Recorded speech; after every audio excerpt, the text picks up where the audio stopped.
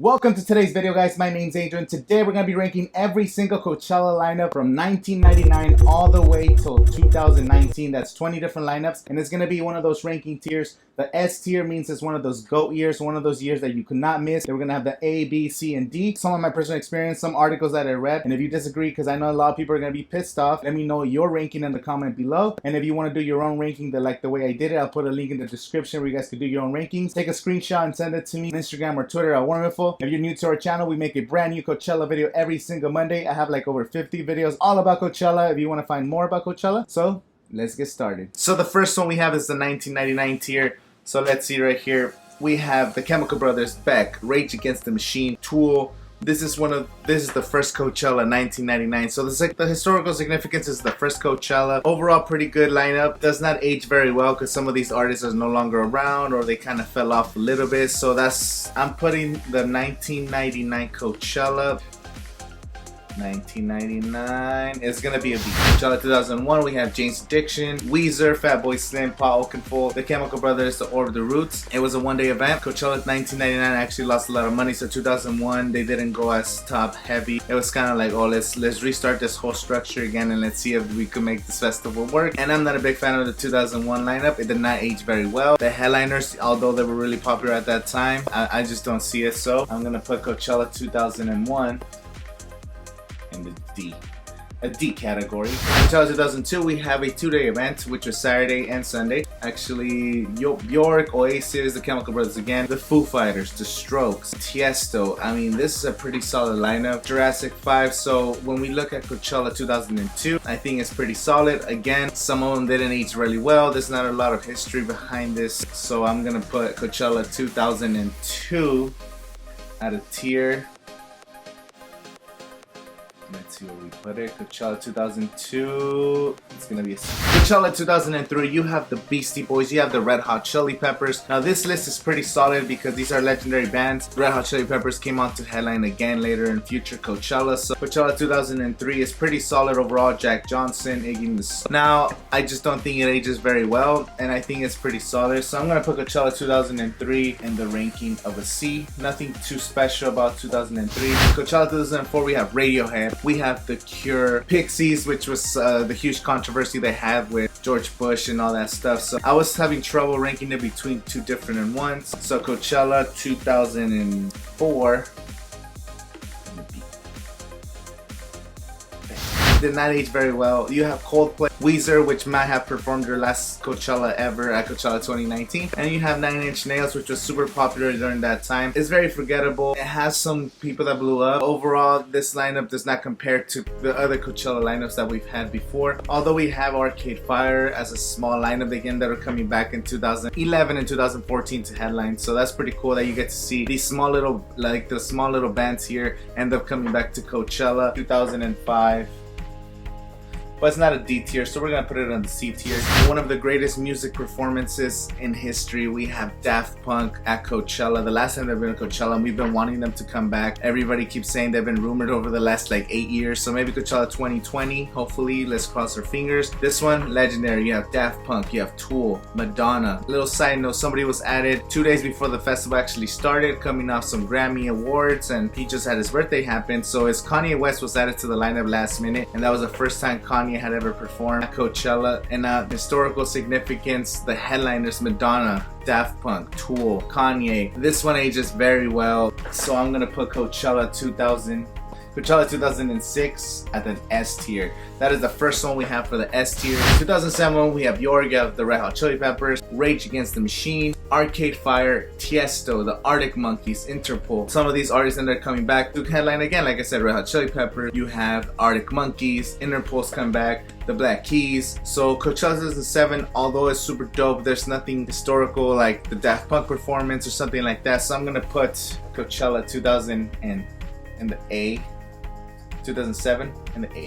Now we have Coachella 2008. Coachella 2008 has Prince, Roger Waters, and Jack Johnson as the headliners. That's definitely 5. Historically, Prince, one of the greatest performances we've ever seen. I was gonna post this as an A, but once I actually took a look at the lineup and you see somebody like Sia and Calvin Harris, Deadmau5, like This is the beginning of EDM. This is when EDM started to come through. 2008, Calvin Harris coming back to Coachella for like 3 times, of the transition between rock and EDM and hip hop and Coachella, as well as the legendary performance by Prince. So I have to put this one as one of those because it ages very well. Historical significance, this one's gonna be in the S. This is actually the first Coachella I ever went to. We have Paul McCartney, The Killers, and The Cure. I only got to go on Friday, so I couldn't go all 3 days. I was only 16 at the time. But if you look at this lineup, pretty damn solid. If you had a lineup with The Cure, The Killers, and Paul McCartney today, that's legendary status right there. The Yes, you have Amy Winehouse. Pretty solid lineup. Just lineups that you can't get mad about. There wasn't really a performance that really stood out, something historic. I guess you could say Paul McCartney because he's a Beatle performing at Coachella. That's pretty dope.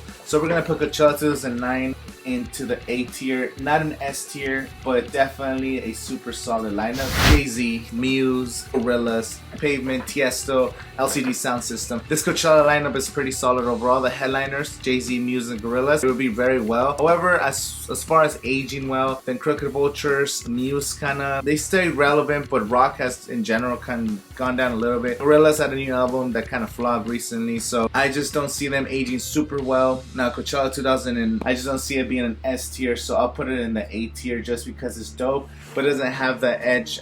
Jay-Z brought out Beyonce to sing Forever Young. That was pretty dope. I just don't see it as an S tier. Definitely an A for sure. 2011 was the first year I went to 3 days. Kings of Leon, Arcade Fire, Kanye West, The Strokes, Duran Duran, Caifanes, The Black Keys, Interpol, Miss Lauryn Hill, Nas, Damian Marley, Wiz Khalifa, man, Jimmy Eat World. Like this lineup. Coachella 2011 is one of the greatest Coachellas of all time, including Kanye West, and one of the greatest performances in Coachella history. You have The Strokes, who also killed it. You have Arcade Fires when they dropped those balloons as well. One of the greatest performances in Coachella history. I mean, you have so much historical stuff happening in this one, and I think this one ages very well. I think this one is top headliner heavy, and even the sub headliners absolutely destroy their performances. Coachella 2011 definitely belongs in the S tier.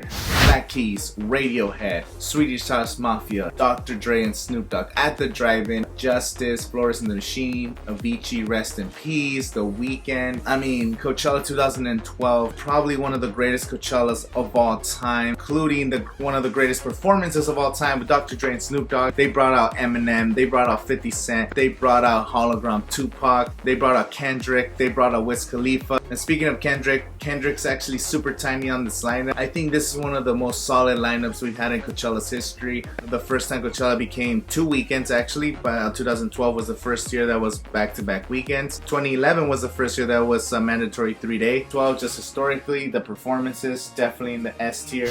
However, this was a completely different story. This is definitely a Coachella that you could have missed. The Blur, the Stone Roses, Phoenix, and the Red Hot Chili Peppers, Vampire Weekend. This is one of the most disappointing. Coming back from 2011, then 2012, and then going into 2013, this headline that just the headliners did not deliver compared to the previous Coachellas. So I think Coachella 2013 just didn't age really well. Red Hot Chili Peppers kind of fell off a little bit. Phoenix, kind of whatever. Just not a great, like, just looking at the lineup from afar, does not age very well. It did have Tame Impala and the Wu-Tang Clan. That was pretty dope, but I just don't think 2013 was anything significant about it. And by the way, the Red Hot Chili Peppers, when they performed, it was so windy, like there was so much dust and dirt when they were performing. I know they can't control the weather at Coachella because they're not the government.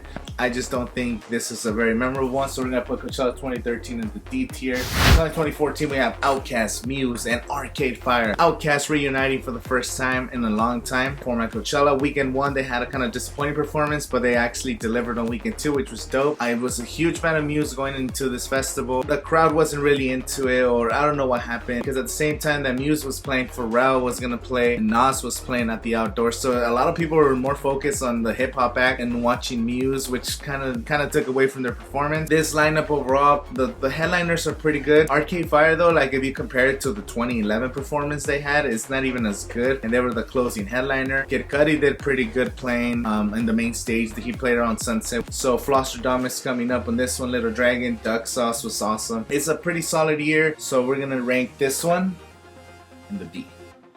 2015, you have AC/DC, Jack White and Drake, Weeknd, Axel and Ingrosso, Alabama Shakes, Interpol, Tame Impala, Cascade, David Guetta. This lineup is pretty damn solid when you just look at it on paper as a 5. Now, as far as historical significance, one of the worst headliners in Coachella's history. That's not just my opinion. There's countless of articles that cover this. Drake had one of the worst performances in Coachella history. Like, his performance was so trash that year. If you have your headliner having one of the worst performances, I just can't rank this higher than C. Like, this one is just absolutely disgusting. I made this video 1 in the morning, so some of this stuff I'm saying, like right now editing this video in real time, I'm having a blast editing this because I forgot how to say things like this.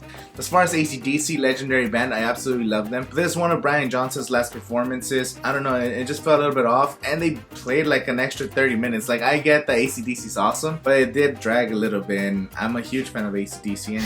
2016 LCD Sound System, we have Guns N' Roses, Calvin Harris, Major Lazer, which was super dope. The 1975, Mike Snow. We have Jack U. Pretty damn solid. Got Calvin Harris bringing out Rihanna, just killing it. Like, I was super surprised that Calvin Harris got to be the Sunday headliner. Guns N' Roses, a little bit underwhelming because Axl Rose had I think he broke his leg or something, so he was performing sitting down the whole time like in a little throne, which was it was alright. And then Angus Young actually came out and did like a little rock thing with Slash. Historically, nothing too crazy. Again, if Guns N' Roses was full in effect, it would have been better. 2016 deserves to be a solid B.